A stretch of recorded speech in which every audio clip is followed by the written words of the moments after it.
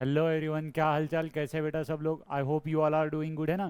सो मैं हूँ आपका मैथमेटिक्स टीचर रमेश सर, और आज आपके लिए लेकर आए बेटा हम लोग इंपॉर्टेंट फार्मूलाज का लिस्ट, है ना। क्योंकि अभी सीईटी का एग्ज़ाम जो है वो काफ़ी पास आ गया है।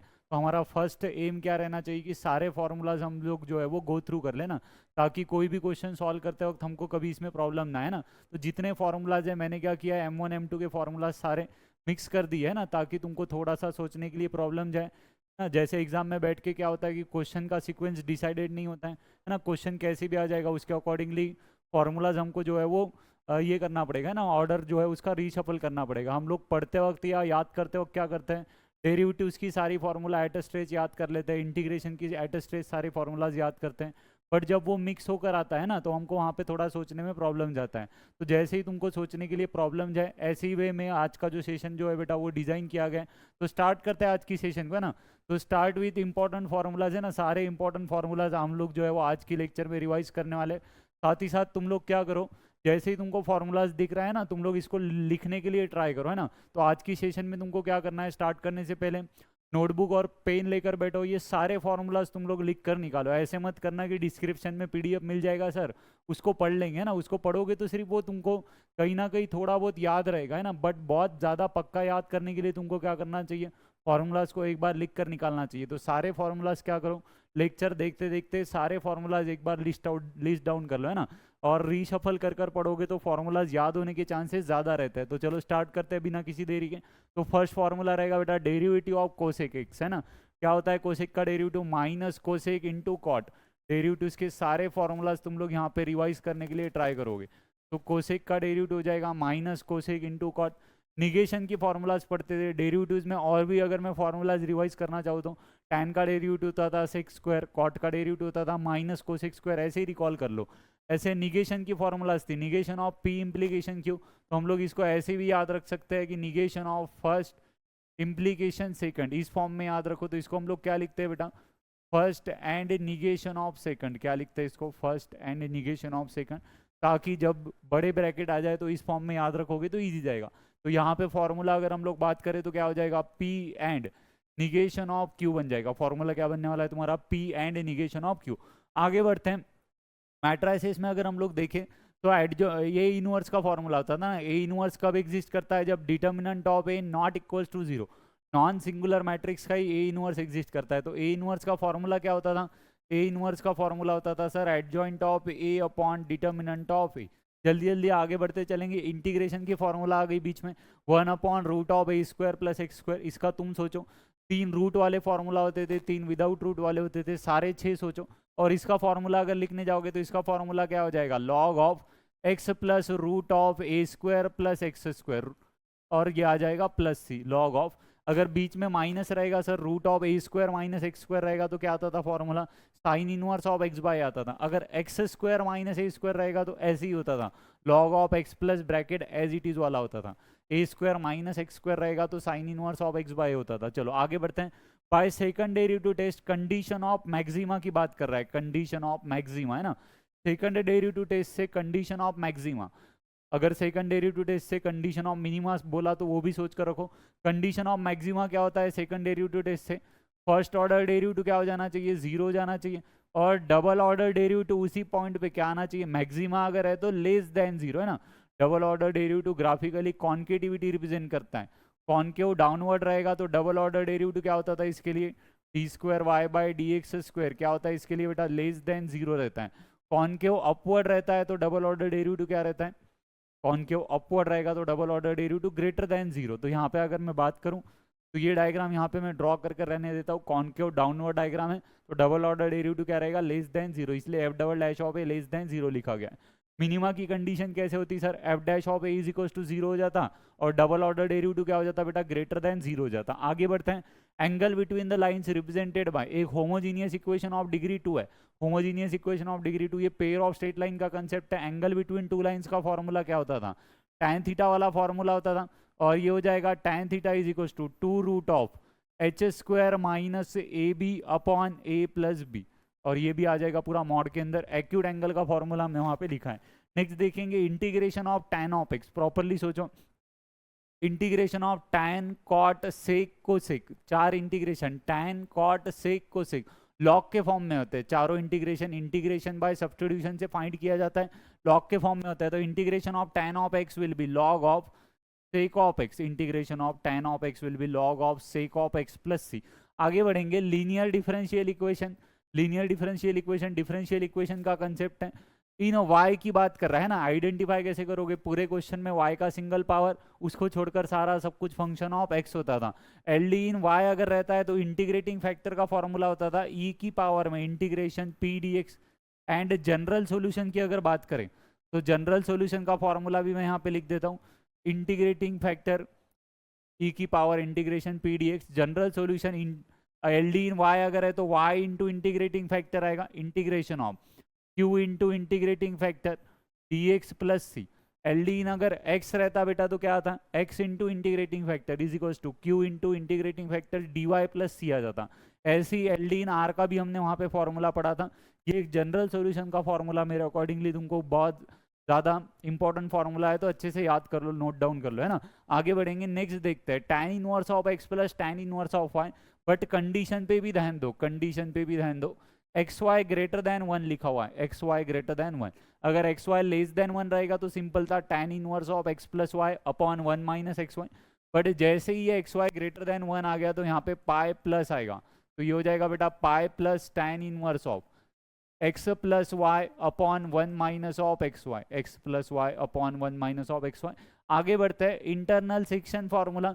इसको तुम लोग कोऑर्डिनेट ज्योमेट्री के फॉर्म में याद रखो या वेक्टर के फॉर्म में याद रखो, कोई फर्क नहीं पड़ेगा। So R bar is equal to, यहाँ पे क्या लिखते थे हम लोग, M into B bar plus N into A bar upon M plus N. Upon क्या होता था हमारा, एम प्लस एन होता था, है ना। अपॉन आ जाएगा हमारा एम प्लस एन। और इसके लिए अगर डायग्राम की बात करें हम लोग तो इसके लिए डायग्राम कैसे आएगा, आर बार एक पॉइंट रहेगा जो ए बार और बी बार को, ए बार और बी बार को डिवाइड करेगा in the ratio M is to N internally. तो ये आ गया R bar is equal to M into B bar plus N into A bar upon M plus N. External के लिए आता था M into B bar minus N into A bar upon M minus of N. आगे बढ़ेंगे, right vector equation of plane बोला गया है। Equation of plane क्या होता था, देखो वेक्टर फॉर्म की अगर बात करें, नॉर्मल फॉर्म और वेक्टर फॉर्म दो फॉर्म होते थे प्लेन के लिए, ठीक है। तो वेक्टर फॉर्म पूछा है मतलब R bar dot N bar is equal to A bar dot N bar, R bar dot N bar is equal to A bar dot N bar. A bar क्या होता है बेटा, इसके अंदर पॉइंट ऑन द प्लेन होता है। N bar क्या होता है, normal vector to the plane. N bar क्या होता था, normal vector to the plane.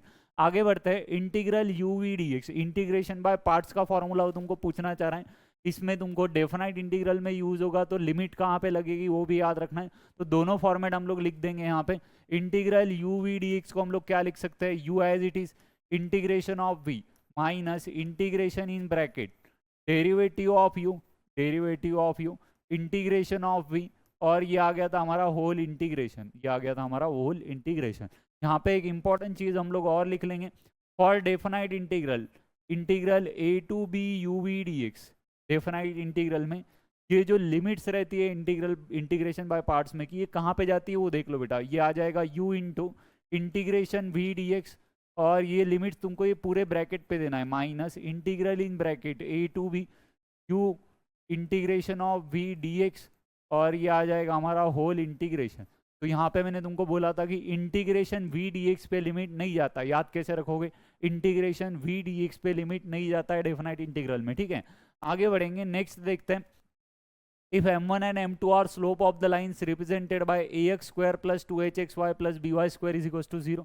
तो यहाँ पे अगर मैंने तुमको पूछा रहता इससे करस्पॉन्डिंगली ऑक्सिलरी इक्वेशन, इससे करस्पॉन्डिंगली अगर मैं ऑक्सिलरी इक्वेशन बोलूँ, ऑक्सिलरी इक्वेशन मतलब sir quadratic equation in m होता था। क्या होता है बेटा auxiliary equation, bm square plus 2hm plus a is equal to 0, bm square plus 2hm plus a is equal to 0, इससे करस्पॉन्डिंगली ऑक्सिलरी इक्वेशन। अब ये क्वाड्रेटिक इक्वेशन इन m है ना। तो सम ऑफ द रूट्स क्या होता है, हम लोग 10th में भी पढ़ते हैं सम ऑफ द रूट्स और प्रोडक्ट ऑफ द रूट्स। तो सम ऑफ द रूट्स हो जाएगा माइनस कोएफिशिएंट ऑफ m, तो ये आ जाएगा बेटा हमारा sum of the roots minus 2h upon b, और प्रोडक्ट ऑफ द रूट हो जाएगा हमारा a अपॉन b। इसी पर से ये आता है ना, इसी पर से ये आता है। तो ये मेरे अकॉर्डिंगली तुमको बहुत ज़्यादा क्लियर रहना चाहिए, बहुत ज़्यादा यूज होता है। आगे बढ़ेंगे, नेक्स्ट है बेटा कोसाइन रूल। कोसाइन रूल ये जो कंसेप्ट है ये ट्रिग्नोमेट्री फंक्शन में आती है। Sine rule, cosine rule, projection rule, उनको रिकॉल करने के लिए ट्राई करो। अगर कॉस ए का ये फॉर्मूला पूछ रहा है तो कॉस ए का फॉर्मूला क्या हो जाएगा, B square plus C square minus of A square upon में क्या आ जाएगा बेटा, 2bc आ जाएगा। अगर ये कॉस बी पूछता, कॉस बी अगर ये पूछता तो क्या आता, ए स्क्वायर प्लस सी स्क्वायर माइनस बी स्क्वायर आता। कॉस ए है तो माइनस ए स्क्वायर आता है, कॉस बी में माइनस बी स्क्वायर आता है, कॉस सी में माइनस सी स्क्वायर आता है, ऐसे याद रख सकते हो। आगे देखते हैं 1/a² माइनस एक्स स्क्वायर। फिर से ये एक बहुत इंपॉर्टेंट फॉर्मूला आ गया, 1/a² माइनस एक्स स्क्वायर। ऐसे 3 फॉर्मूला होते थे ना विदाउट रूट वाले। विदाउट रूट है मतलब 1/a 1/2a ऐसे कुछ तो आने वाला है। जब रूट रहता है तब 1/a 1/2a कुछ नहीं आता है। अगर A square plus x square रहेगा तो 1/a tan inverse of X upon A, 1/a² minus X square है तो ये आ गया बेटा 1/2a log of mod of A plus X upon A minus of x plus C आ जाएगा ना।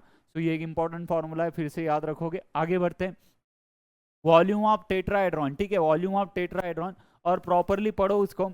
ए बार बी बार सी बार यहाँ पे को टर्मिनल एजेस ऑफ टेट्राहेड्रॉन नहीं है, ठीक है। क्या किया गया है, 4 पॉइंट्स के फॉर्म में लिखा गया है with 4 points, with 4 points A B C D. तो 4 पॉइंट्स अगर दिए तो क्या करोगे, एसटीपी के लिए क्या करना है, 3 वेक्टर लगते हैं। एसटीपी मतलब sir scalar triple product, 3 vector लगेंगे। तो 4 पॉइंट अगर दिए तो 3 वेक्टर बना लो, एक पॉइंट कॉमन रखकर ही बनाना है। को टर्मिनल एजेस, को टर्मिनल एजेस का मतलब क्या होता है, तीनों वेक्टर सेम पॉइंट से स्टार्ट होंगे, तीनों वेक्टर सेम पॉइंट से स्टार्ट होंगे।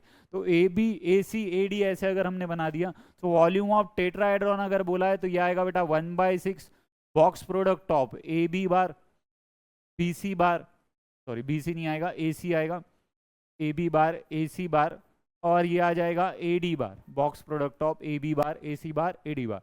अगर बेटा यहाँ पे वॉल्यूम ऑफ पैरेललो पाइप पूछा जाता तो तुमको वो भी क्लियर रहना चाहिए, 1/6 नहीं आता है ना, box product of A B bar A C bar और ए डी बार आ जाता वहाँ पे। सो आई होप कि ये पॉइंट भी तुमको क्लियर है। आगे बढ़ेंगे, नेक्स्ट देखते हैं। नेक्स्ट फॉर्मूला तुम लोग पढ़ सकते हो, साइन इनवर्स ऑफ है ये, ठीक है, D Y D X of sine inverse of F of X हमको यहाँ पे पूछा गया है। तो साइन इनवर्स का डेरिवेटिव क्या होता है sir, sign inverse of x का डेरिवेटिव होता है, साइन इनवर्स ऑफ एक्स का डेरिवेटिव होता है हमारा, साइन इनवर्स ऑफ एक्स का derivative 1/√1 minus of x square. But यहाँ पे प्रॉपरली देखो, sign inverse of F of x का डेरिवेटिव पूछ रहा है, मतलब चेन रूल के साथ डेरिवेटिव पूछ रहा है। तो ये डेरिवेटिव क्या आ जाएगा बेटा, 1/√1 माइनस एफ ऑफ एक्स का स्क्वायर, एफ ऑफ एक्स का square into derivative of F of x will be F dash of x, derivative of F of x will be F dash of x. Chain rule लगाया गया। इसी में और भी formulas होते थे, tan inverse of x का derivative 1/1 plus x square, वो भी थोड़ा सा रिवाइज करो आगे, वैसे वो सारे फॉर्मूलाज आएंगे बट शफल हो रहा है। तो नेक्स्ट देखते हैं, if let x be the random variable whose possible values with a probability p1 p2 p3 up to pn respectively, expected value और variance पूछ रहा है ना, तो ये probability distribution का फॉर्मूला पूछना चाह रहे हैं। probability distribution का variance और expected value का फॉर्मूला अगर पूछ रहा है तो expected value का फॉर्मूला होता था बेटा हमारा summation of pi xi, summation of pi xi। और वेरिएंस की अगर बात करें तो वेरिएंस का फॉर्मूला हम लोग लिखते थे summation of P I X I का square minus summation of P I X I का whole square, P I X I का होल स्क्वायर। और इसको हम लोग और एक दूसरे फॉर्मेट में भी लिखते थे, इसको हम लोग और एक दूसरे फॉर्मेट में भी लिखते थे। क्या होता था वो फॉर्मेट, देखो एक्सपेक्टेड वैल्यू ऑफ एक्स का square, expected value of x का square minus expected value of x का होल स्क्वायर, है ना। तो ये वाला फॉर्मेट भी जो है हम लोग इसका याद रखेंगे वेरिएंस ऑफ एक्स के फॉर्मूला का, क्योंकि ये भी क्वेश्चन में हमने देखा था कि ये वाला फॉर्मेट भी जो है वो यूज होता है।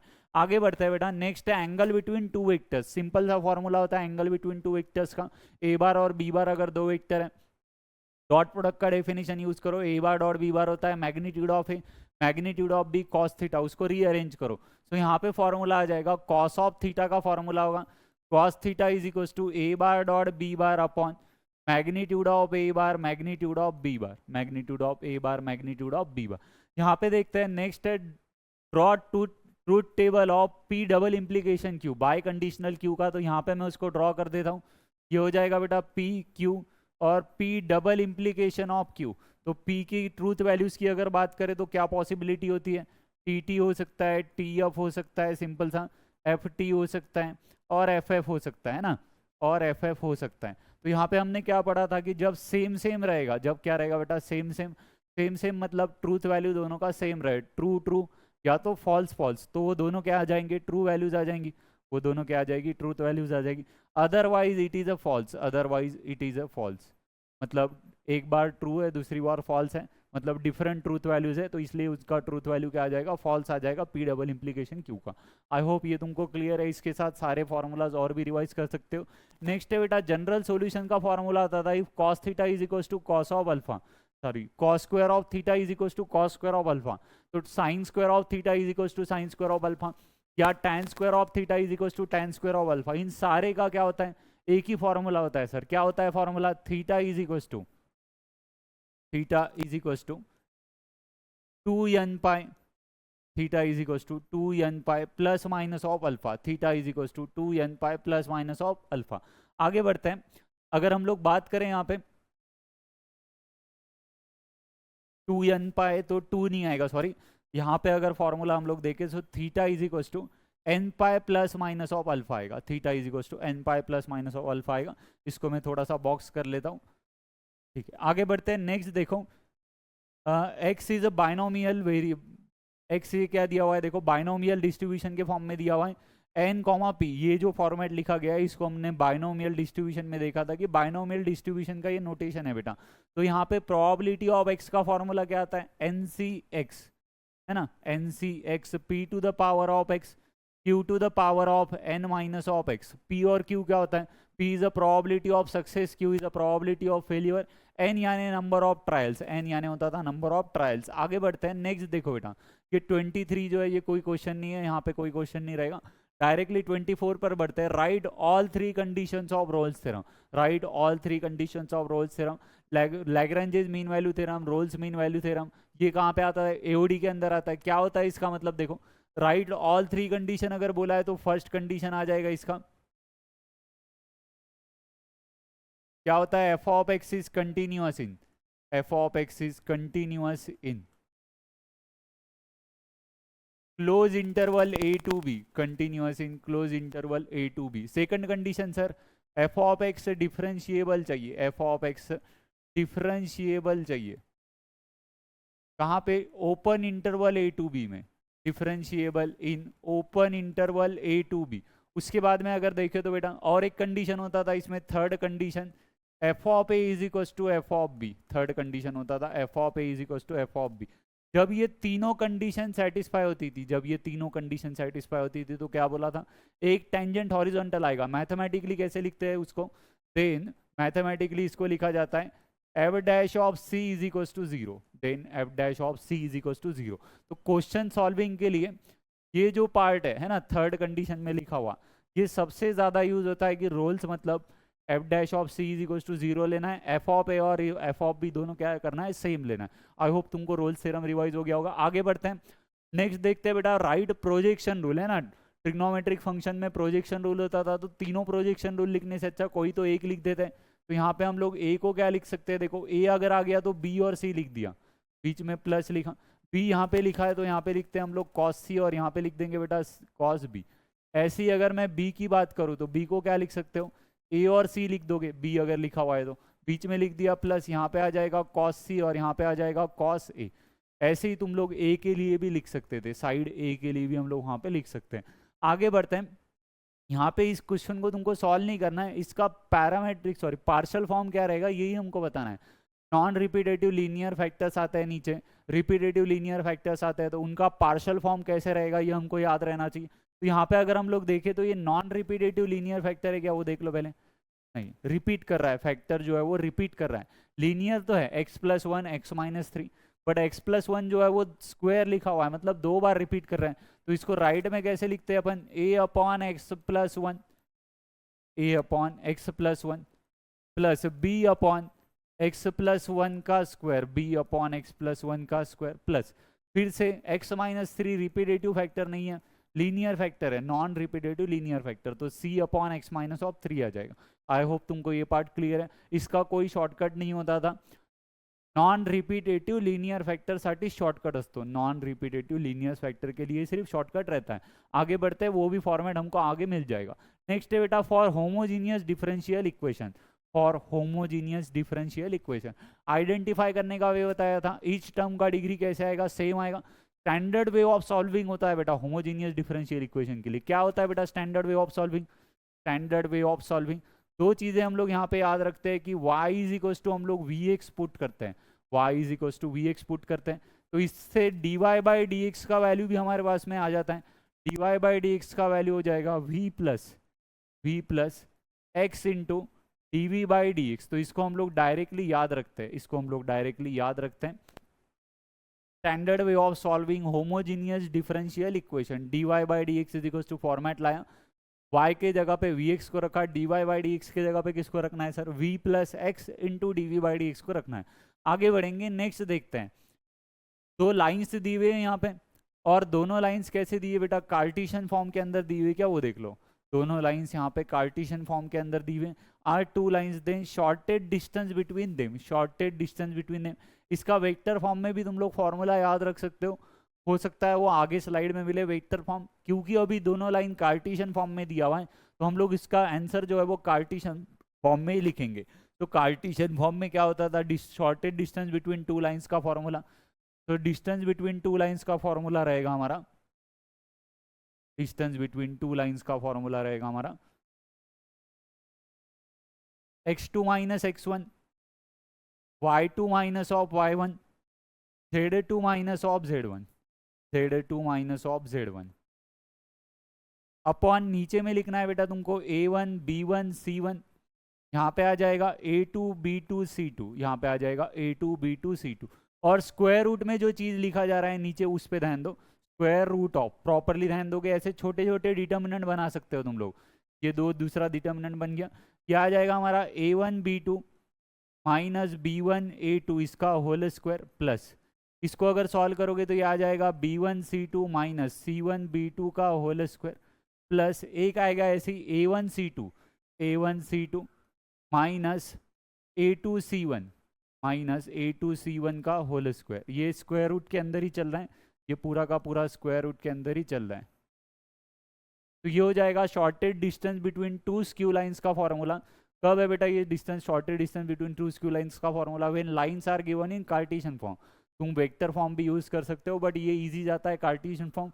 यहाँ पे एक इंपॉर्टेंट चीज हम लोग लिख लेंगे, if lines are intersecting, if lines are intersecting, है ना, इफ लाइंस आर इंटरसेक्टिंग, थोड़ी बहुत चीजें यहाँ पे मिक्स हो रही है बट लाइन इंटरसेक्टिंग के लिए कंडीशन क्या हो जाएगा, ये जो डिटर्मिनेंट है ये जीरो हो जाएगा, ये डिटर्मिनेंट जीरो हो जाता है, ये डिटर्मिनेंट जो है बेटा वो जीरो हो जाएगा। कब जीरो हो जाएगा sir, when lines are intersecting, when lines are intersecting, तो उसको भी एक बार याद रखो, if two lines are intersecting ये डिटर्मिनेंट जीरो, ये कंडीशन हमारा होता था। आगे बढ़ते हैं, नेक्स्ट देखते हैं, sine theta is equal to sine of alpha, if sine theta is equal to sine of alpha, then general solution का फॉर्मूला हमको वहां पे लिखना है, तो जनरल सॉल्यूशन का फॉर्मूला हो जाएगा बेटा theta is equal to N pi plus minus one की power of N into alpha, N pi plus minus one की power of N into alpha. Simple सा फॉर्मूला है, याद रखना है, cos theta is equal to cos alpha, sine theta is equal to sine alpha, tan theta is equal to tan alpha का। Next देखते हैं sine inverse of minus of X. Inverse trigonometry की property जो है वो बहुत ज़्यादा तुमको कंफ्यूज करती है, तो वो उसको एक बार गो थ्रू कर लेना अच्छे से। Sine inverse of minus of X, sine inverse of minus of X यानी क्या आ जाएगा बेटा, minus sine inverse of X आ जाएगा, है ना। ऐसे ही अगर हम लोग बात करें कि tan inverse of minus of x, तो tan inverse of minus of x क्या आता है, minus tan inverse of X आता है। Sine inverse, tan inverse, cosec inverse का एक ग्रुप रहता है, कौन सा ग्रुप रहता है, ये माइनस पाई बाई टू से pi by two principal branch जिंच का रहता है, उसका वो ग्रुप रहता है। नेक्स्ट है sec inverse of minus of X, याला काय लिहू शकतो आपण, pi minus sec inverse of X लिहू शकतो, काय लिहू शकतो याला, pi minus sec inverse of X लिहू शकतो। ऐसे ही अगर बात करें बेटा cot inverse of minus of X, cot inverse of minus of x, तो ये फॉर्मूला भी क्या बनेगा, pi minus cot inverse of X बन जाएगा, pi minus cot inverse of X. Sec inverse, cot inverse और कोसेक इनवर्स, इनका एक ग्रुप रहता है, sec inverse, cot inverse, cosec inverse. Principal branch range देखोगे तो कहीं ना कहीं जीरो से पाई के बीच में आ रहा है, कहीं ना कहीं जीरो से पाई के बीच में आ रहा है।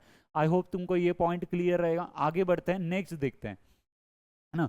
पिछले स्लाइड पे कोई फॉर्मूला बच गया है क्या वो देख लो, है ना, थोड़ा सा स्पेस का प्रॉब्लम है, नहीं ऑलमोस्ट सारे फॉर्मूलाज हो गए। आगे बढ़ते हैं, नेक्स्ट देखो बेटा, if three vectors A bar B bar C bar are coplanar, if three vectors A bar B bar C bar are coplanar.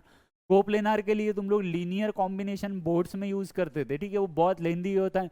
Simple सा वे होता है बेटा, अगर तीन वेक्टर को कोप्लेनर बताना है तो स्केलर ट्रिपल प्रोडक्ट जीरो बता दो, डिटर्मिनेंट है ना। तो यहाँ पे लिखेंगे अपन box product of A bar B bar C bar, box product of A bar B bar C bar is equal to zero. Simple सा कंडीशन आएगा। नेक्स्ट है अप्रोक्सीमेशन का फॉर्मूला। अप्रोक्सीमेशन का फॉर्मूला क्या होगा, देखो F of A plus H, F of A plus H, इसको क्या लिख सकते हैं हम लोग, F of A plus H into F dash of A, F of A plus H into F dash of A, है ना। F of A plus H approximation का ये सिंपल सा एक फॉर्मूला होता था, F of A plus H is equal to F of A plus H into F dash of A, हम लोग इसको लिख सकते हैं। कहाँ से आता है, फर्स्ट प्रिंसिपल ऑफ डेरिवेटिव, अगर तुमको याद है, अगर तुमको फर्स्ट प्रिंसिपल ऑफ डेरिवेटिव याद है, क्या होता है sir first principle of derivative, F dash of A को हम लोग क्या लिख सकते हैं, limit H tends to zero, F of A plus H minus F of A upon H. इसी को रीअरेंज करो, तुमको मिल जाएगा अप्रोक्सीमेशन का फॉर्मूला। अप्रोक्सीमेशन में लिमिट का कोई सिग्निफिकेंस नहीं होता है, ऐसे हम लोग पढ़ते थे पूरा पढ़ते वक्त।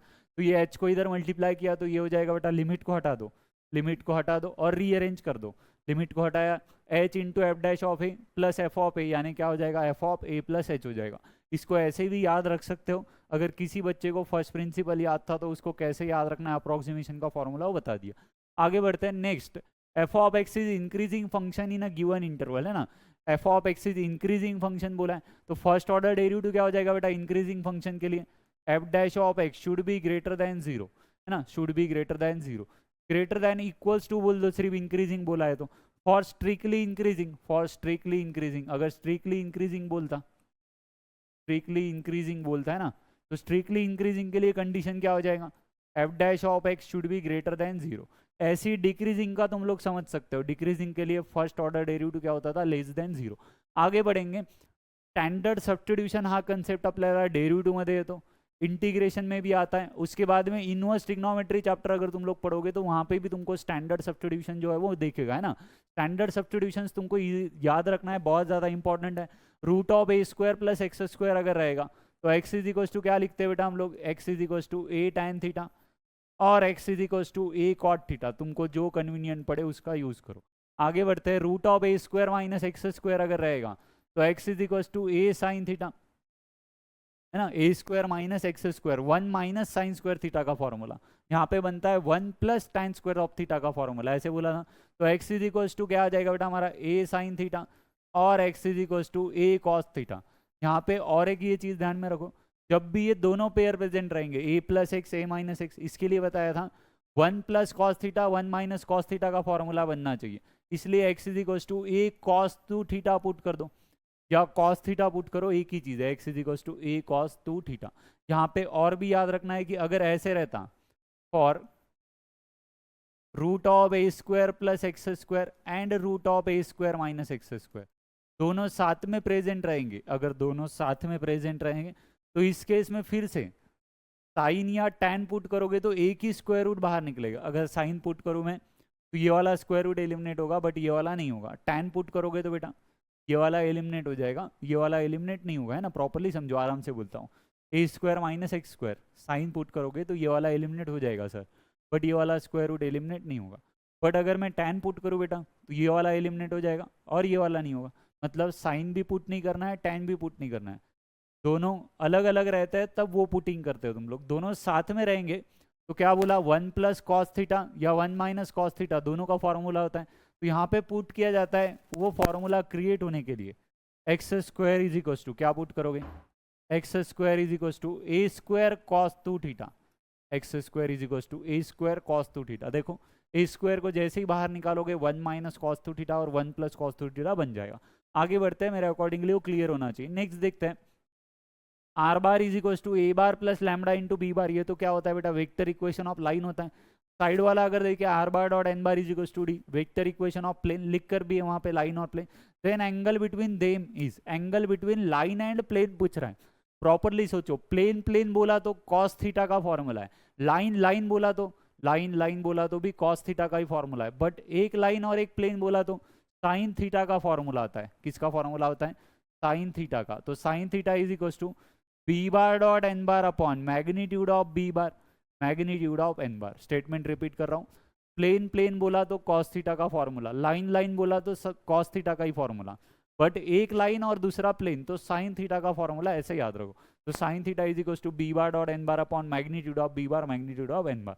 आगे बढ़ते हैं, ट्रिग्नोमेट्रिक फंक्शंस में हम लोग आगे जाकर half angle formula, Napier analogy, Heron's formula है ना, ये सारी चीजें पढ़ते थे। तो उसमें से यहाँ पे हाफ एंगल फॉर्मूला आ गया, इसको कैसे याद रखोगे? देखो sine of A by two का फॉर्मूला क्या होता था बेटा? एस माइनस ऑफ बी, है ना, ए आया तो ए को छोड़कर तो S minus of B, S minus of C upon B से लिखते थे। अगर ऐसे ही बात करूं मैं कॉस ए बाई टू की, तो ये फॉर्मूला क्या हो जाएगा? Root of S into S minus of A upon B सी।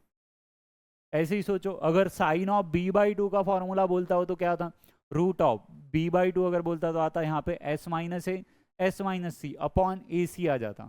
और कॉस बी बाई टू का फॉर्मूला क्या हो जाता? S into S minus of B, है ना, S into S minus of B आ जाता अगर कॉस बी बाई टू बोलता तो, और नीचे आ जाता ए सी आ जाता बेटा, है ना।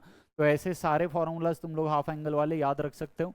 नेक्स्ट देखते हैं, right formula for scalar projection, है ना, ये इस पे ध्यान दो। स्केलार प्रोजेक्शन और वेक्टर प्रोजेक्शन दो चीज होती थी। स्केलार प्रोजेक्शन और वेक्टर प्रोजेक्शन दो चीज होती है। स्केलार प्रोजेक्शन का सिंपल सा फॉर्मूला होता है, ए बार ऑन बी बार बोला तो A bar dot B cap, ऐसे याद रखो। अगर ए बार ऑन बी बार बोला रहता, ए बार ऑन बी बार बोला रहता, है ना, इसको लिख देते हैं, ए बार ऑन बी बार बोला रहता तो फॉर्मूला हो जाता बेटा A bar dot B cap. अगर B bar on A bar बोला रहता तो ये फॉर्मूला हो जाता बी बार डॉट ए कैप, ये फॉर्मूला बन जाता बी बार डॉट ए कैप।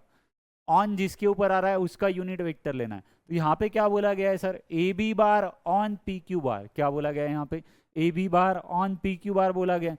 तो A B bar on P Q bar अगर बोला गया है तो ऑन जिस पे आ रहा है उसका तो यूनिट वेक्टर आएगा, तो ये हो जाएगा A B bar dot P Q cap. और इसके बाद याद रखना है यूनिट वेक्टर यानी vector upon magnitude, unit vector यानी क्या होता है? Vector upon magnitude. तो ये हो जाएगा A B bar dot P Q bar upon magnitude of P Q bar. तो इसको ऐसे याद रखना पड़ेगा तुमको। पी क्यू कैपला अपन काय लिहू शकतो? यूनिट वेक्टर है, यूनिट वेक्टर यानी क्या हो जाएगा? Vector upon its magnitude.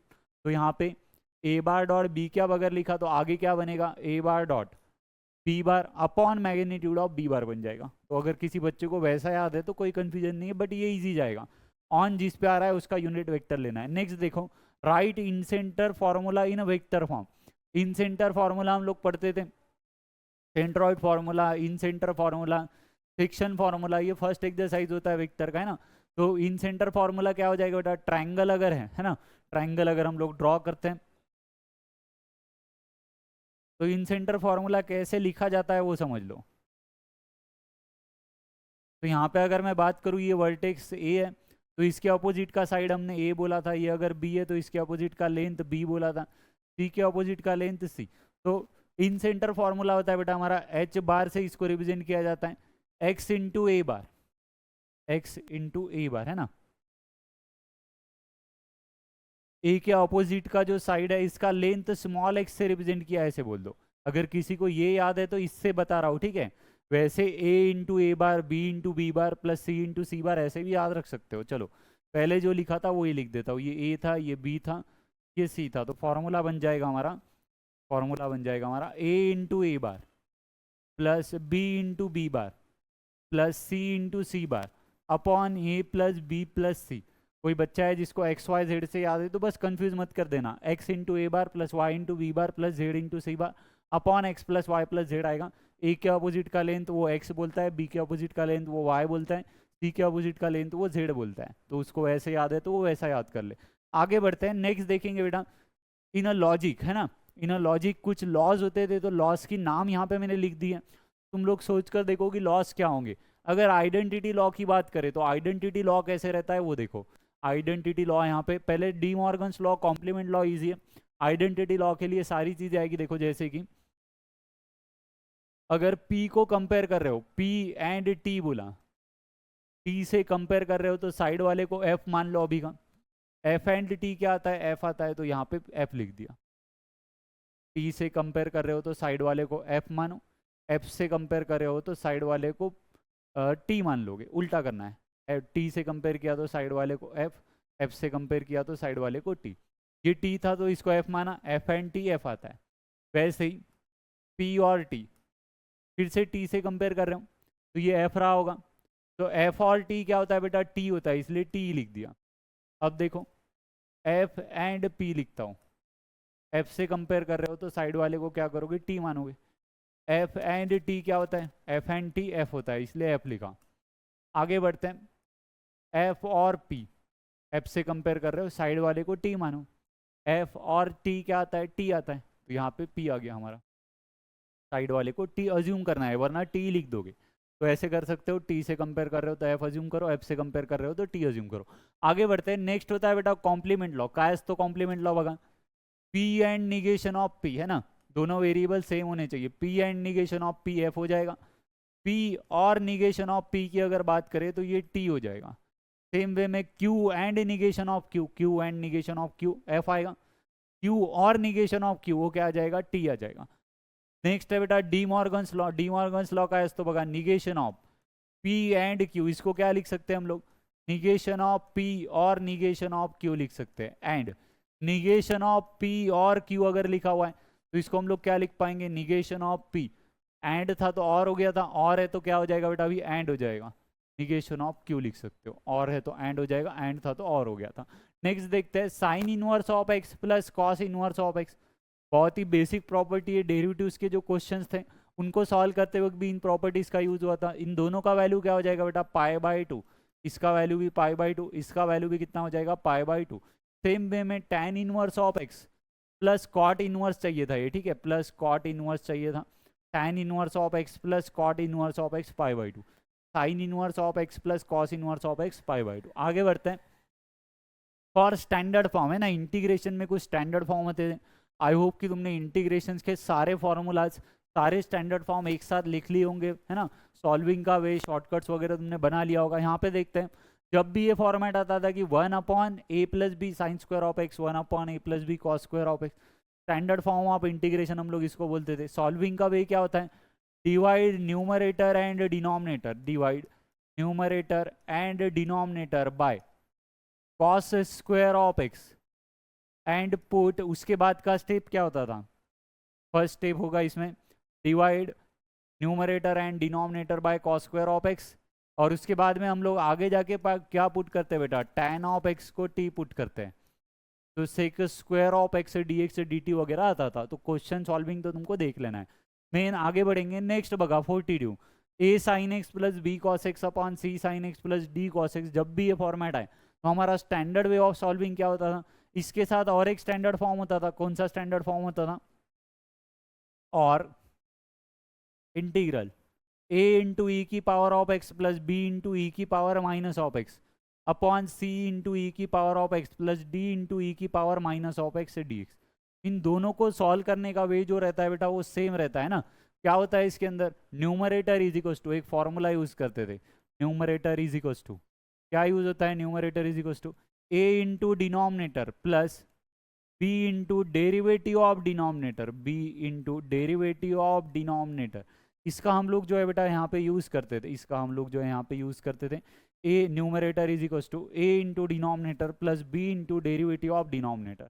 आगे बढ़ते हैं, प्रॉपरली देखो, डेरिवेटिव ऑफ log x नहीं पूछा गया है वहाँ पे, log x का derivative simple 1/x, derivative of log y पूछा गया है विथ रिस्पेक्ट टू x, तो चैन रूल लगेगा, log y का डेरिवेटिव हो जाएगा बेटा 1/y into d y by D x, 1/y into d y by D x. तो इसको भी समझ लो। नेक्स्ट आगे बढ़ते हैं, नेक्स्ट स्लाइड पे क्या दिया गया है देखो, right Lagrange's mean value theorem है ना, रोल्स हमने पीछे पढ़ लिया। रोल्स में 3 कंडीशन होती थी, continuous, differentiable, F of A is equal to F of B. Rolle Lagrange में क्या होता है, एलएमवीटी में 2 ही कंडीशंस होती है। एक कंडीशन होता है F of x is continuous in, F of x is continuous in close interval A to b, और डिफरेंशिएबल की बात करें तो ओपन इंटरवल चाहिए था। F of x is differentiable in, F of x is differentiable in open interval A to b. अगर ऐसा हो जाए, 2 कंडीशन सेटिस्फाई हो जाए, देन हम लोग क्या बोलते थे, then F dash of C, then F dash of C, है ना, then F dash of C क्या होता है बेटा, F dash of C Lagrange's mean value के लिए F of B minus F of A upon क्या हो जाएगा हमारा B minus of A, upon क्या हो जाएगा हमारा B minus of A. I hope कि ये पार्ट भी तुमको क्लियर रहेगा। नेक्स्ट देखते हैं, एओडी की क्वेश्चन सॉल्व करते वक्त बेसिक फार्मूलाज यूज हो जाती थी, वॉल्यूम ऑफ कोन है ना, रेट मेजर, मैक्सिमा मिनिमा की क्वेश्चन सॉल्व करते वक्त volume of cone, volume of cylinder, ये बहुत बेसिक फार्मूलाज यूज होती है, तो वो भी तुमको याद रहना चाहिए। क्या होता है बेटा, वॉल्यूम ऑफ कोन का formula 1/3 pi r square h, है ना, और वॉल्यूम ऑफ सिलेंडर की बात करें तो ये क्या हो जाएगा, पाई आर स्क्वायर ऑफ एच हो जाएगा। वॉल्यूम ऑफ स्पीयर की अगर बात करें हम लोग यहाँ पे ऐसे ही वॉल्यूम ऑफ स्पीयर का फॉर्मूला भी लिख दो। वॉल्यूम ऑफ स्पीयर का फॉर्मूला क्या होता है, वॉल्यूम ऑफ स्पीयर का फॉर्मूला देखो बेसिक 10th में पढ़ते थे, वही फॉर्मूलाज हैं। वॉल्यूम ऑफ स्पीयर का फॉर्मूला हो जाएगा हमारा 4/3 pi R cube. Surface area of sphere अगर पूछे तो 4 पाई आर स्क्वायर। तो ये बेसिक फॉर्मूलाज देख कर रखोगे। नेक्स्ट आगे बढ़ते हैं, इंटीग्रेशन सॉल्व करते वक्त कुछ फॉर्मूलाज हमारी यूज होती है, स्टैंडर्ड फॉर्म्स हमारी यूज होती है, ऐसे बोल दो। डिफरेंशियल इक्वेशन में सबसे ज़्यादा यूज होने वाला फॉर्मेट था F dash of X upon F of x D X. याला काय लिखू शकतो अपन, log of F of x. क्या लिख सकते हैं बेटा इसको, log of F of x plus C. अगर इसकी बात करें F dash of X upon root of F of x, तो इसका फॉर्मूला क्या हो जाएगा, 2 root of F of x plus C, 2 root of F of x plus सी। आगे बढ़ते हैं, नेक्स्ट देखते हैं equation of plane passing through the line of intersection of plane. ये एक बहुत ज़्यादा इंपॉर्टेंट फॉर्मेट होता है एंट्रेंस पॉइंट ऑफ व्यू। बहुत सारी क्वेश्चंस तुमको इसमें मेंस में सीईटी में आई हुई मिलेगी कि दो प्लेन की point of line of intersection है ना।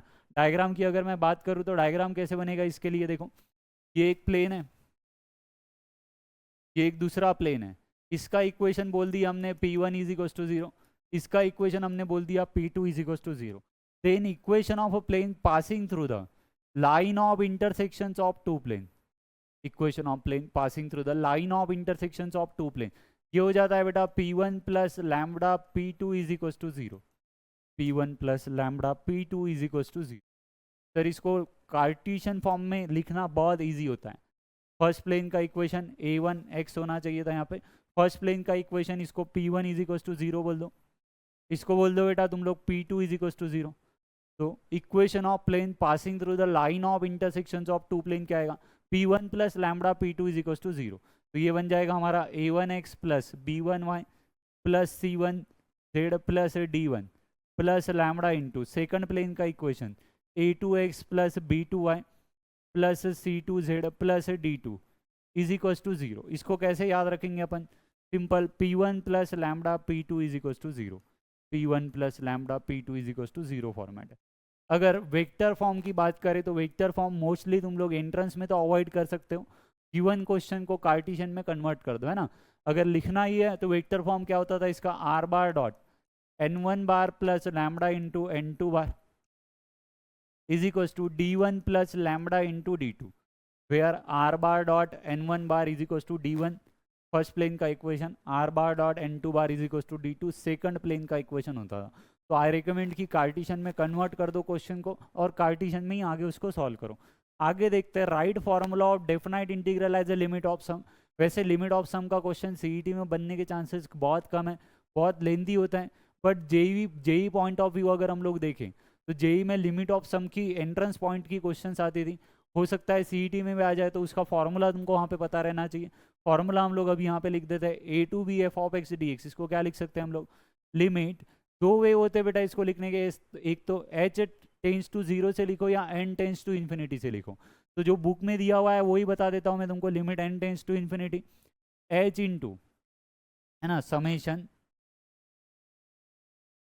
r1 से तो n h into F of a plus r h, ऐसे हम लोग इसको लिखते थे, f of a plus r h लिखते थे। यहाँ पे तुम लोग याद रख सकते हो b minus a upon two, b minus a is equal to n h होता है। तो अगर n इन्फिनिटी की तरफ जा रहा है तो h ऑटोमेटिकली 0 की तरफ जाएगा। तो किसी बच्चे को अगर h टेंस टू 0 से याद है तो वो वैसा भी उसको याद रख सकता है ना। सो आगे बढ़ते हैं, नेक्स्ट क्वेश्चन में देखेंगे, या फॉर्मूलाज देखो, है ना, नेक्स्ट क्वेश्चन तो नहीं देख रहे हैं। A to B F of X upon F of x plus F of A plus B minus of X. अगर इसकी मैं बात करूँ तो इसको हम लोगों ने क्या नाम दिया था बेटा? अगर इस रूल की अगर हम लोग बात करें तो इसको हमने क्या नाम दिया था? जैक रूल हमने इसको बोला था डायरेक्टली।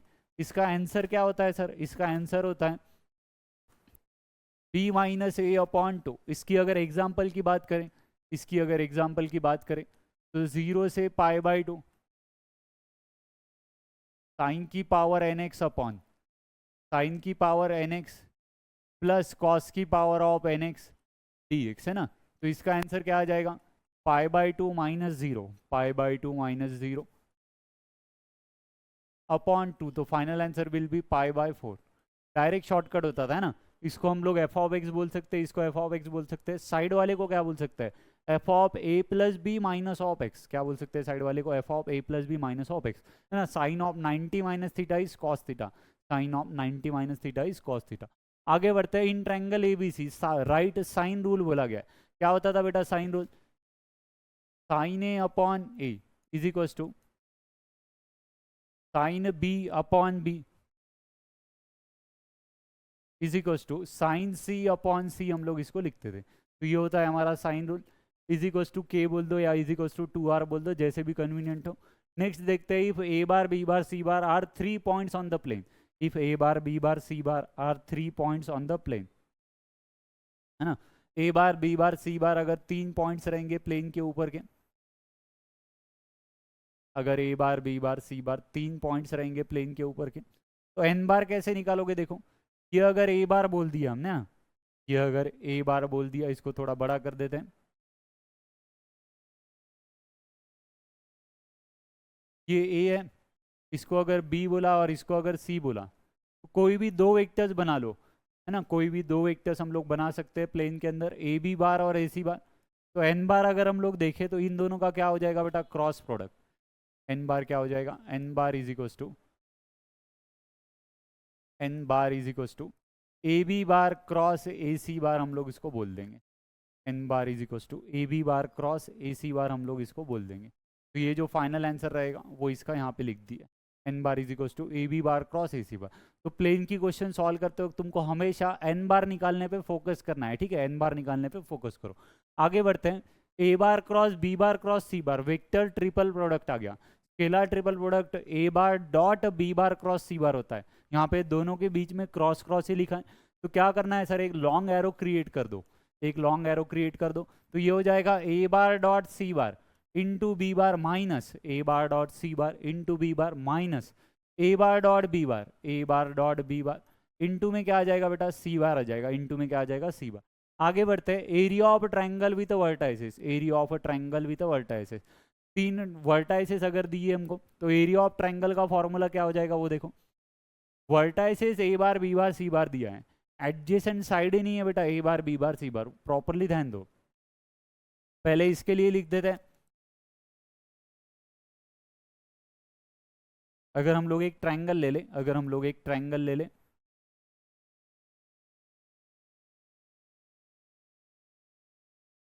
जिसमें ए बार बी बार सी बार वर्टाइसेस है, तो क्या करोगे? एडजेसेंट साइड अगर हम लोग निकालें यहाँ पे, तो ये बन जाएगा बी ए बार और बी सी बार। तो इसको मैं क्या लिख सकता हूँ? Half into magnitude of B A bar cross B C bar. कोई कैसे भी लिख सकता है बेटा, ए बी और ए सी भी बना सकता है, बट एक पॉइंट कॉमन रख के बनाना है, एक पॉइंट कॉमन रख के तुमको वेक्टर्स बनाना है। अगर तुम ए बी लिख रहे हो तो साथ में ए सी करोगे, साथ में ए सी करोगे। अगर तुमने सी ए लिया तो तुमको सी भी लेना है, जैसे तुमको कन्वीनियंट पड़े वो। अगर बेटा एडजेसेंट साइड ऑफ ट्रायंगल, अगर adjacent side of triangle A bar और बी बार रहते, मान लो ए बार एडजेसेंट साइड है और बी बार एडजेसेंट साइड है, तो इस केस में एरिया ऑफ ट्रायंगल का फॉर्मूला क्या हो जाएगा? Half into magnitude of A bar cross B bar, half into magnitude of A bar cross B bar. इसमें a bar B bar C bar vertices है, इसमें a bar B bar adjacent side की जो vectors है उन वो represent की गई है। तो वहाँ पे कंफ्यूज मत करना, ये दोनों फॉर्मूलाज तुमको याद रखना है। नेक्स्ट आगे बढ़ते हैं। Derivative of x to the power x, boards में तो हम लोग क्या करते थे, इसको पूरा लॉग वगैरह अप्लाई करके सॉल्व करते थे, but X to the power X का डेरिवेटिव रिकमेंड रहता है कि डायरेक्टली याद रख लो। क्या होगा sir X to the power X का derivative? X to the power of x into 1 plus log of x. तो इसको हम लोग डायरेक्टली याद रखेंगे।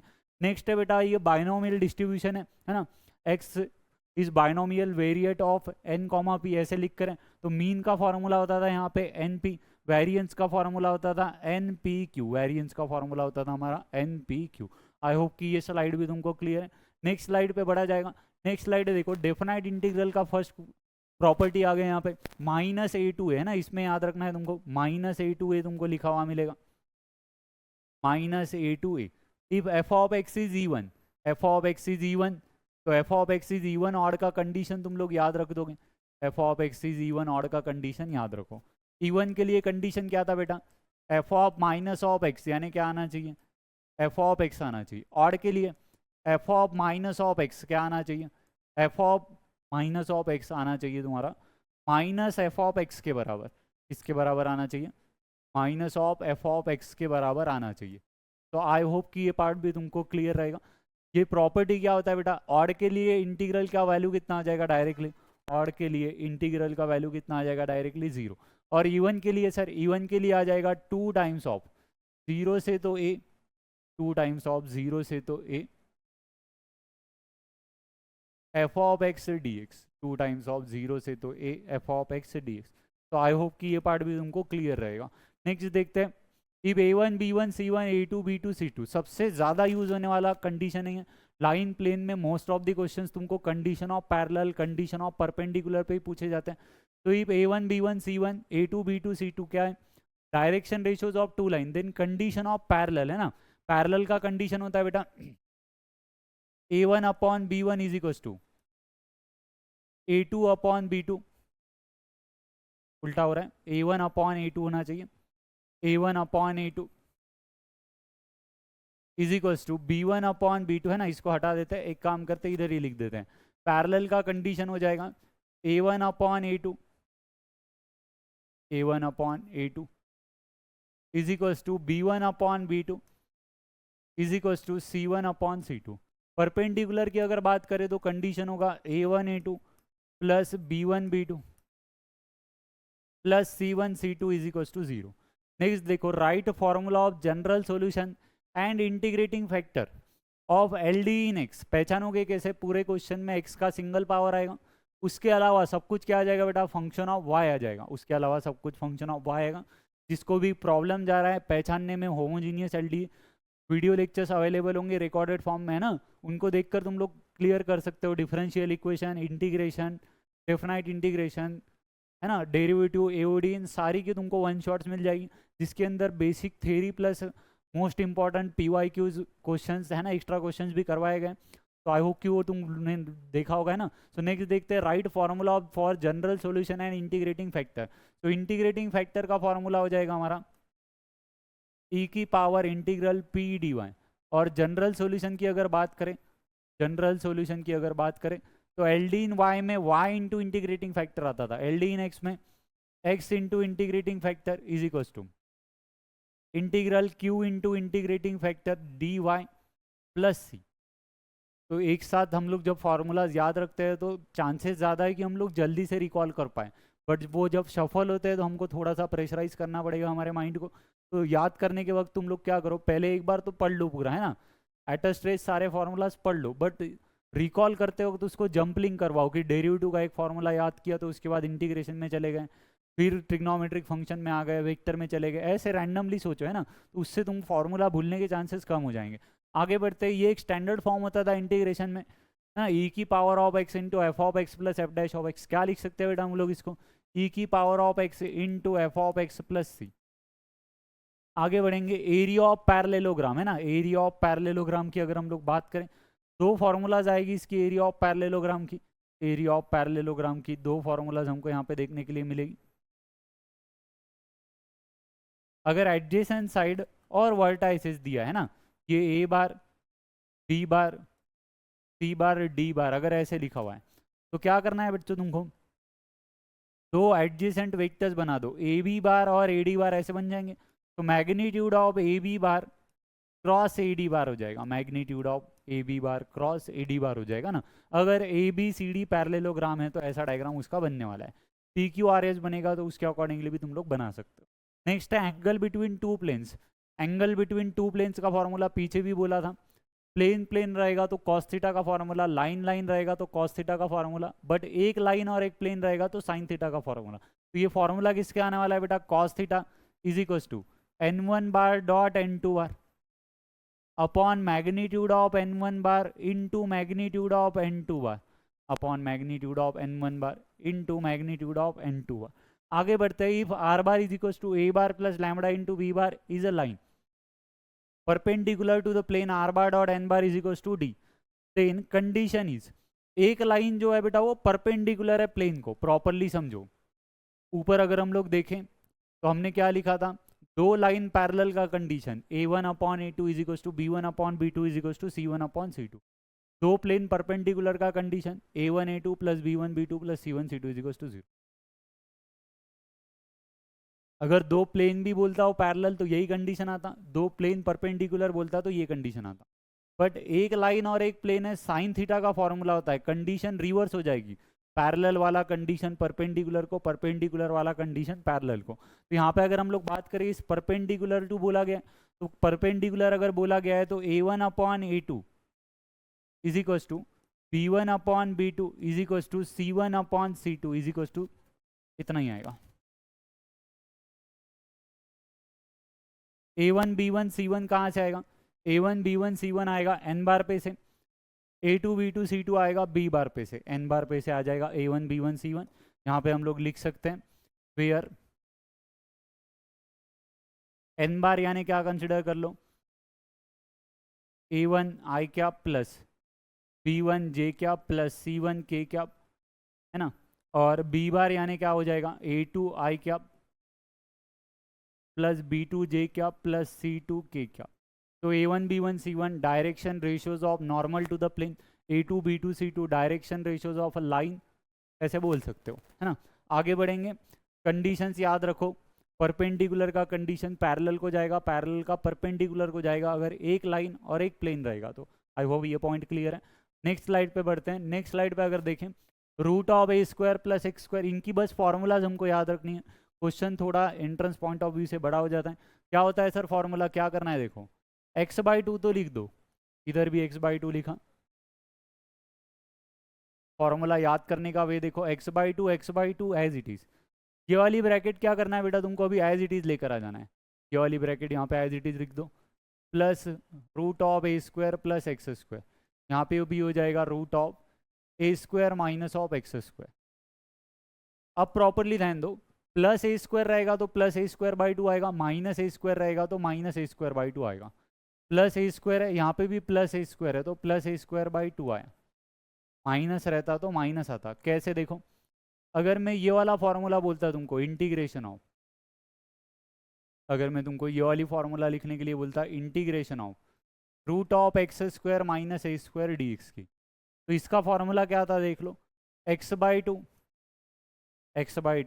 ये वाली ब्रैकेट एज इट इज, तो ये हो गया root of x square minus a square. क्योंकि माइनस ए स्क्वायर है इस बार, क्योंकि माइनस ए स्क्वायर है तो यहाँ पे लिखा बेटा माइनस ए स्क्वायर बाई 2। उसके बाद का प्रोसेस क्या है वो देखो, उसके बाद का प्रोसेस है कि जब ये डिनोमिनेटर में रहता तब का फॉर्मूला, तो जब ये डिनोमिनेटर में रहता तो इसका फॉर्मूला होता है log of x plus root of A square plus x square as it is plus C.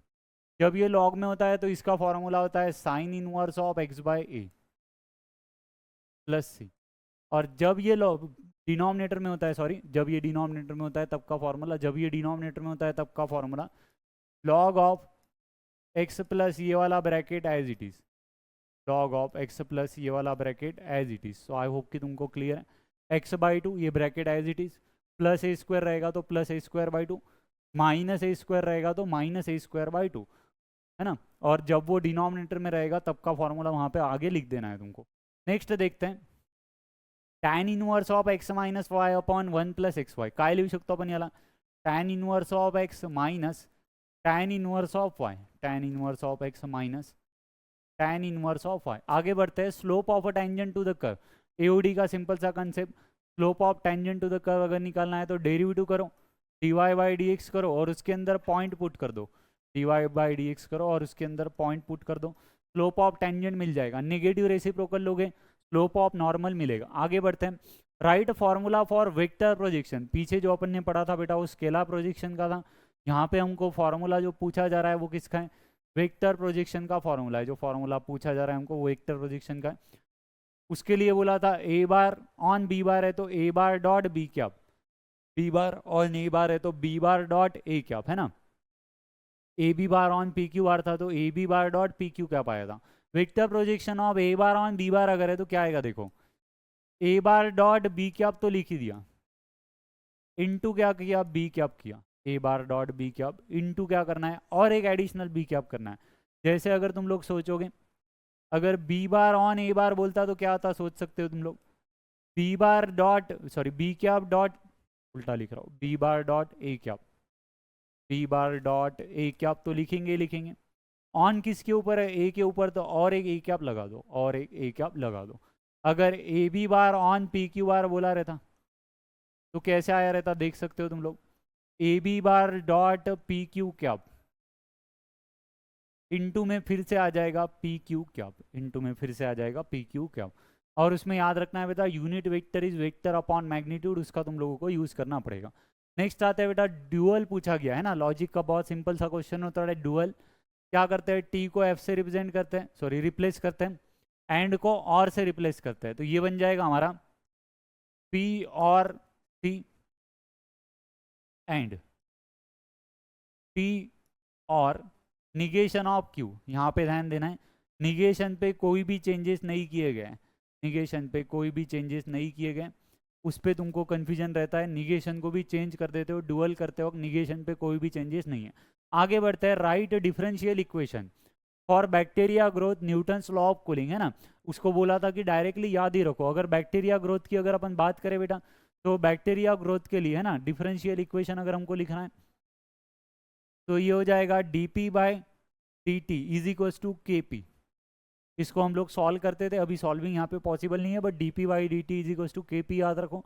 Newton's law of cooling की अगर बात करें तो del theta by d t is equals to k times of theta minus theta naught. और इसको बाद में variable separable में लाकर तुम लोग क्या करते थे बेटा, इसको इंटीग्रेट करते थे। तो एक बार उसको देख लेना तुम लोग, याद रखते वक्त बैक्टीरिया ग्रोथ के लिए d p by d t is equal to k p. Newton's law of cooling में माइनस किया आएगा, रेडियो एक्टिव डीके में भी माइनस किया आएगा क्योंकि रेड जो है वो डिक्रीज होता है। आगे बढ़ेंगे, नेक्स्ट देखते हैं, ऑर्डर डिग्री का एक क्वेश्चन यहाँ पे ऐड कर दिया है थोड़ा सा रिवाइज करने के लिए। इसमें ये ऐड इसलिए किया गया है क्योंकि cos of d y by D x आया है यहाँ पे, एक्स के जगह पे इसमें क्या किया है, D y by D x को रखा है, तो इस केस में हम लोग क्या बोलते हैं, डिग्री नॉट डिफाइंड। अगर ऑर्डर की बात करें तो ऑर्डर कितना हो जाएगा इस केस में, ऑर्डर हो जाएगा बेटा 2, ऑर्डर कितना हो जाएगा हमारा 2।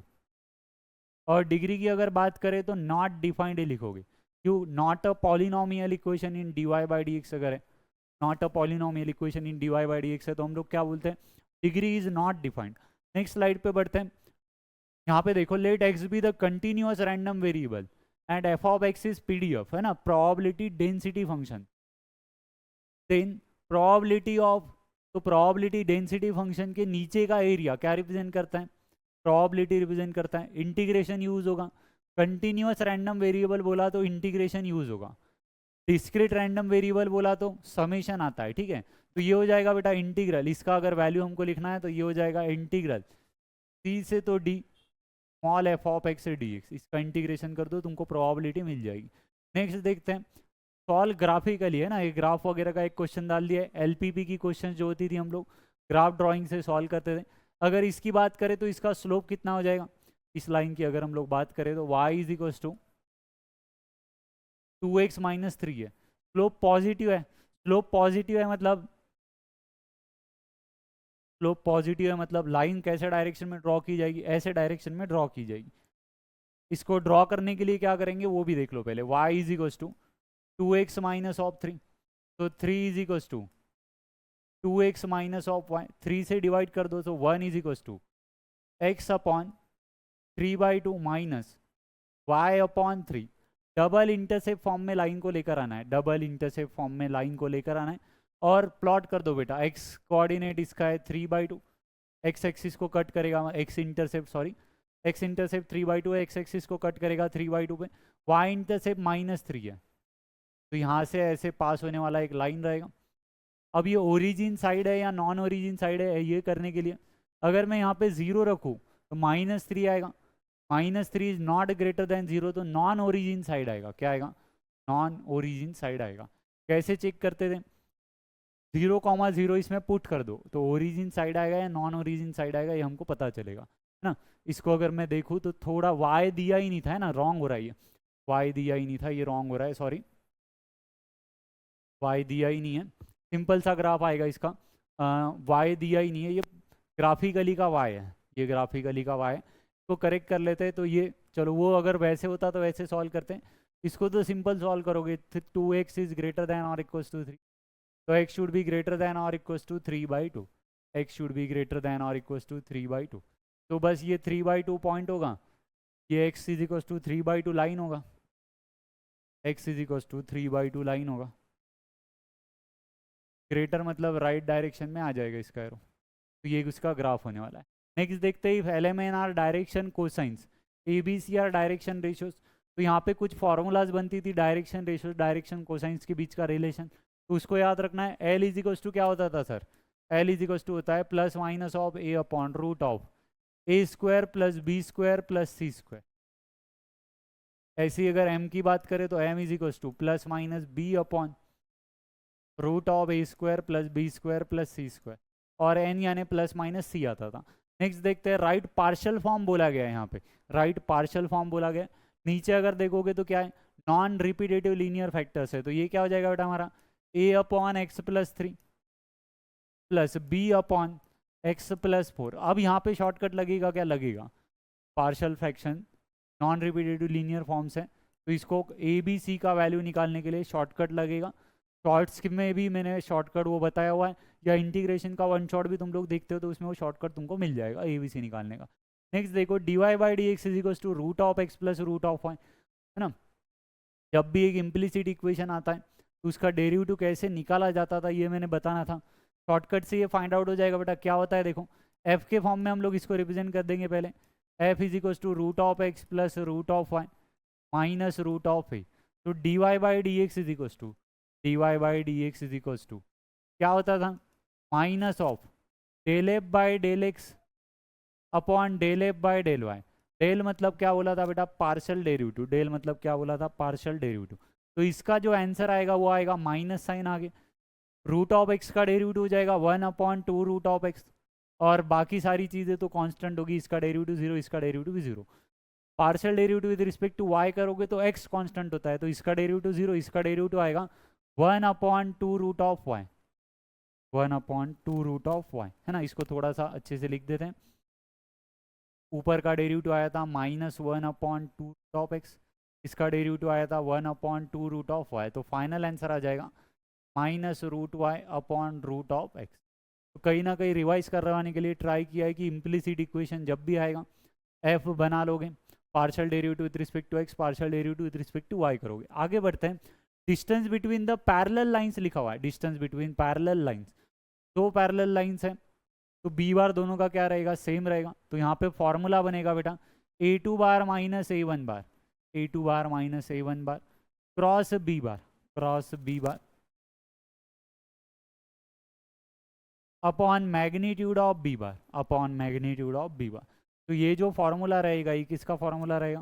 Shorted distance between two lines का फॉर्मूला रहेगा। नेक्स्ट अगर देखें तो जनरल सॉल्यूशन पे चला गया है, cos theta is equals to cos alpha, so theta is equals to 2n pi plus minus of alpha होगा। आगे बढ़ते हैं, integration of log of x. Log का डेरिवेटिव पता है सर हमको, लॉग का डेरिवेटिव क्या होता है? 1/x होता है, बट लॉग एक्स का इंटीग्रेशन, इंटीग्रेशन कैसे निकालोगे? लॉग एक्स इंटू 1 करके यूवी रूल से निकालते थे। कैसे निकालोगे इंटीग्रेशन? लॉग एक्स इंटू 1 किया, और इसको क्या करोगे हम लोग? u बोलेंगे, इसको हम लोग बोलेंगे u, और इसको हम लोग बोलने वाले हैं बेटा v। तो ये फाइनल आंसर कैसे बनेगा आगे? इंटीग्रेशन बाय पार्ट्स लगाओ, u एज इट इज है ना, तो log x as it is, integration of v, integration of v will be 1 का integration will be x, integral derivative of u मतलब 1/x, इंटीग्रेशन ऑफ v मतलब x, ये cancel out हो जाएगा।